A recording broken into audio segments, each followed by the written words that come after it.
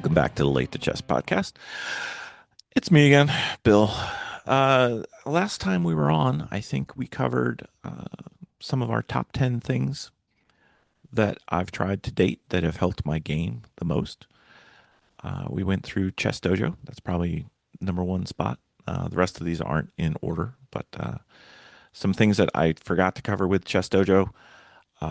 Cost is pretty low. It's like $120 for a year. Considering what you get, that's great. And the ability that they have within the dojo to set up some tournaments for some long games, especially if you live in a chess desert like I do. They can be some of the only long games you get to do, and you do these online, and you can play people around the world.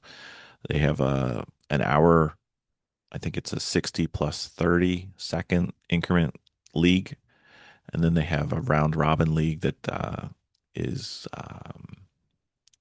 from 6 to 10 players.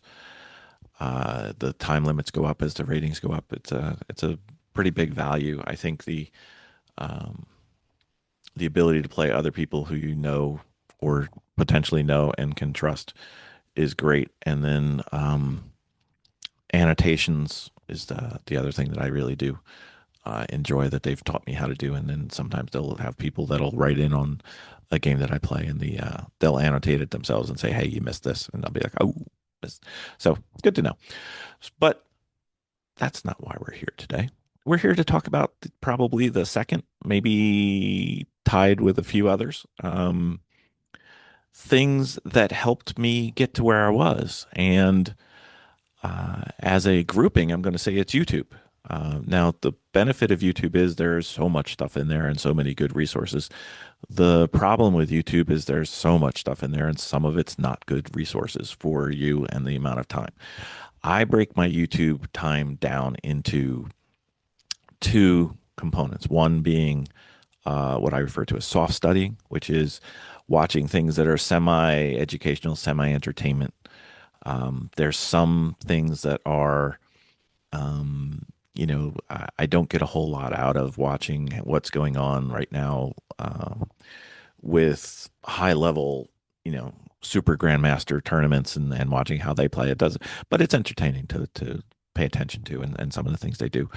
However, some of the ones that have really helped me, besides Chess Dojo YouTube, which is kind of rolled up into the first one that we talked about. Some of the sites that I seem to get the most out of. I think the number one site for me for learning about chess and learning at the different levels of chess, and sometimes I'm not a big memorization guy. I'm more of an understanding guy or a why guy.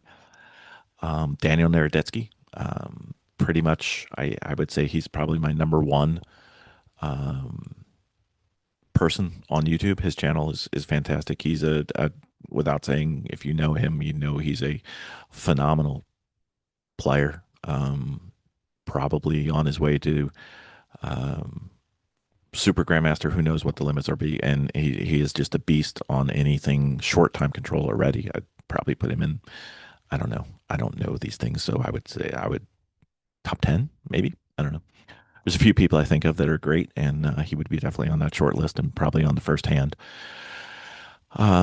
His speed runs, which aren't really speed runs, they are um, slower time control. And then he goes through the game, he plays a game, he plays recommended openings, solid openings. Then he does a full breakdown of some of the theory. Sometimes he'll pull up references from other um, master games or games of his own to show that this isn't a one-time thing.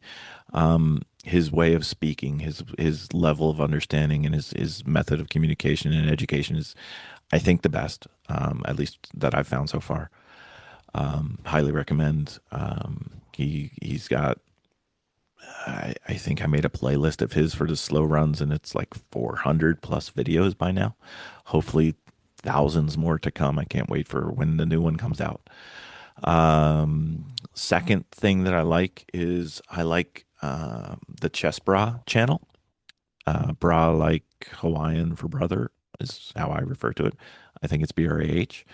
That's two grandmasters. They get on there and they do a bunch of different things. And again, they have series, and some of the series are based around an opening or an opening philosophy. Some of these are based around, um, for our level at the, the sub 1000 level.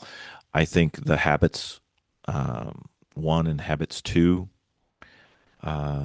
series are probably, foundational for understanding, development, understanding key principles and how to how important development is, what development means, what taking the center means, and dealing with that. And through the hundreds of games, they have a shortened highlight section on the Chess Bra channel, and then they have the full sessions on, I think it's Chess Bra Live, I think is what it is, but they're linked together. So again, those are multiple hundreds of episodes, and then they have different openings. If you're a Queen's Gambit player, they have a session for that. If you like the Karo Khan, if you like one E4 as white, they have just opening series.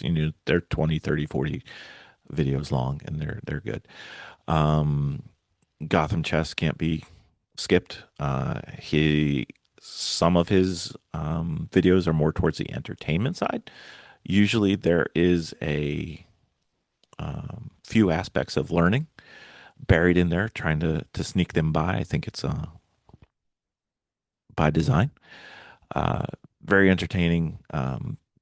Levy's one of the reasons I went back into chess. I was just playing on YouTube and learning about race cars and stuff, and an interview with him on Wired about chess, and I was just like, oh, well, maybe I should go play that again.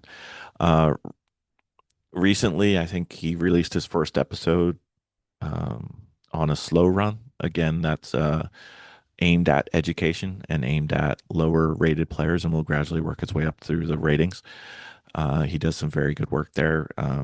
Same thing with Hikaru, Grandmaster, probably second ranked player in the world.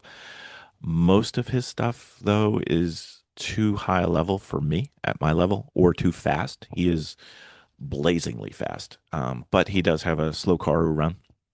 I think it's on its third or fourth episode when I'm recording this.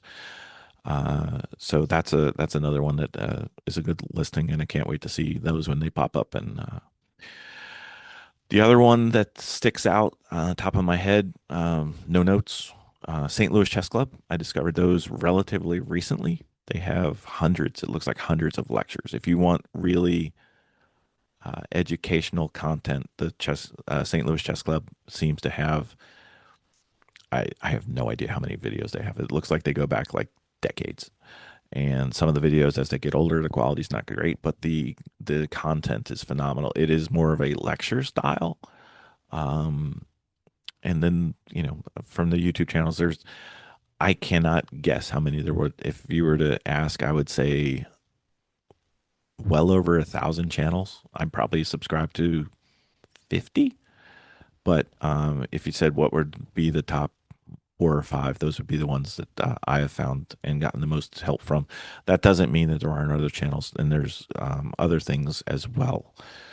So YouTube coming in the top 5 or so. I think this episode went a little short, so let's do another one, shall we? Podcasts. Podcasts are one of my favorite forms of listening. I do refer to podcasts as kind of my soft learning area. Not, uh, I usually don't sit down, usually not, but not always. Usually don't sit down with a notebook and take notes on podcasts, but sometimes I do. There's like Chess Dojo has a podcast as well, but I think the one that everyone knows about that is maybe the first. I don't know. He's definitely got the most episodes, and I don't think we're going to catch up to him anytime soon. Ben Johnson, host of the Perpetual Chess podcast. Really great podcast, interview style, talks to great players, average players, club players, even some new players. Uh, as both a criticism and a compliment, it is probably the most expensive podcast I've ever listened to, because every time I'm on there, not every time, many times I'm on there, his guests will go over some book or some reference. And then, me being me, I go out and I buy this. So I think his podcast may have spent more money on that podcast than I have even for some of my racing podcasts. And racing parts aren't cheap, people. Let's see what else comes to mind. Chess Dojo podcast is great. I enjoy How to Chess was another one by Ben Johnson. He did. I'm just flipping through my podcast. I have a lot of podcasts. Let's see, where's the other one? There's one by the Chess Angle podcast is, I believe, run by a gentleman who runs a chess club in Long Island, New York. Very good podcast. I think it's very good with what he covers, and he has opinions, as most people from New York do. I respect those, and he's usually right. Um, but he covers a lot of different aspects of the game, and that podcast has been running since 2021. So that's going well. Another podcast that sticks out on my podcast list would be Chess Experience. He is, I believe, from the West Coast, and he's been having podcasts since I think 2022. Might have been 2021. I could right at the end. I can't remember. Great interview style. Does some really nice work with his guests. Wider variety of lower rated players, I think would be good. Another one that I liked a lot is the Chess Cognition podcast, which is hosted by another YouTube channel I forgot to mention. Um, it's spelled Can Kabadai, but that is not how you say it. I believe it's Jan, or I might be wrong. It's, I'm bad at chess, but I'm worse at pronunciation. His podcast to me is one that I need a board because I am not quite as good as I wish to be with lines in my head and imagining where everything is. So sometimes he gets a little technical with some of his guests, and they'll go through lines, and I'll need to save that one for when I'm in front of a board or in front of a computer.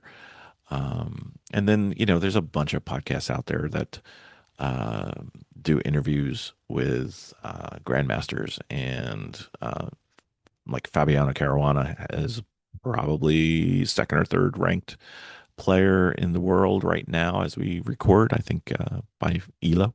He's got a podcast. I forget the name of it. Let me see. Oh, C Squared podcast. He's got a co-host there. I was not familiar with him. I'm just getting into this podcast. I just found it a little bit ago. So um, he's got a couple episodes where I need a board, like on when was the last one? I think he's got a couple on different openings or different chess playing styles, and again, at his level and my level, I need a board or I get a little lost there. But if you're ever in the mood to listen to chess or keep up with chess or chess news and things like that, these are some of the better podcasts that I've listened to in the past. I've got a few that I just started recently that have looked good. If you want, so far, my impressions of the Chess Mood podcast is quite good. And then Noel Studer has a podcast, Next Level Chess.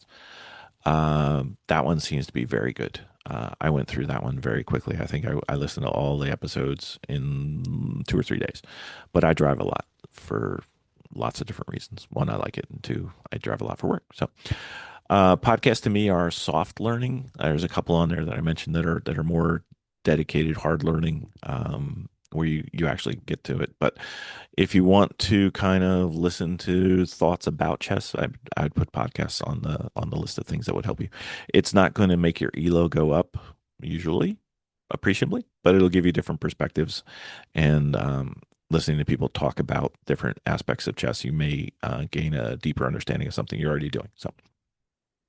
So that seems like about an episode. So we'll go through some more. We've gone through Chess Dojo, YouTube, and podcast so far. So with that, another episode in the book. If you have any topics you want me to get into, if you have any questions you want me to get into, if you have any guests that you'd like me to try to see if they're willing to come on, late to chess at gmail.com. And the two is the number. Had to be cool like the kids. So, late to chess, anything we can do to help you get better, or if you want me to try to get better, or try to address a certain aspect of your game or my game, just let me know. Look forward to hearing from you. Thanks, everybody. Bye.